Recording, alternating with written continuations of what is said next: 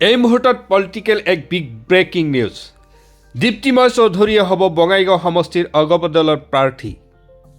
বঙাইগাঁও বিধান পৰিষদৰ অগপদলৰ 22খন আঞ্চলিক সমিতিয়ে দ্বিতীয়বাৰৰ বাবে প্ৰক্ষেপ কৰিলে প্ৰাৰ্থী হিচাপে। বঙাইগাঁও জিলা অগপ কাৰ্যালয়ত শুকুৰবাৰে অনুষ্ঠিত সভাত সৰ্বসন্মতি সহকাৰে বাছনি কৰে প্ৰাৰ্থী হিচাপে।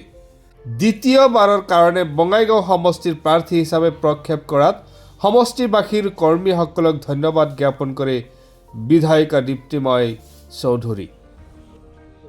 মই প্ৰথমে আমাৰ দলীয় সতীৰ্থবৃন্দ, আমাৰ দলৰ মাননীয় সভাপতি ডাঙৰীয়া, সম্পাদকসকল, আমাৰ দলীয় কৰ্মীসকল আৰু আমাৰ লগত যিসকল শুভাকাংক্ষী আছে সকলোকে পোনপ্ৰথমে মই ধন্যবাদ জনাইছোঁ। তেওঁলোকে মোক পৰামৰ্শ দিছে আচলতে, গতিকে তেওঁলোকৰ পৰামৰ্শ মতে মোক প্ৰাৰ্থিত্ব দিলে আৰু তেওঁলোকৰ পৰামৰ্শ মতে মই চলিম বুলি ভাবিছোঁ। নিৰ্বাচনত অকলে জিকা কথাটো নহয়, সকলো কৰ্মীৰ সহায় সহযোগিতা আন্তৰিকতা থাকিব লাগিব। মই আশা কৰিম মই যাতে মোৰ দলৰ কৰ্মীসকলৰ পৰা সহায় সহযোগিতা পাম, তাকে আশা কৰিছোঁ। পৰিকল্পনা আজি ক'ব নোৱাৰিম কি কৰিম বুলি, আগত নিৰ্বাচনত জয়ী হৈ লওঁ, তাৰপিছত পৰিকল্পনাটো কৰিম।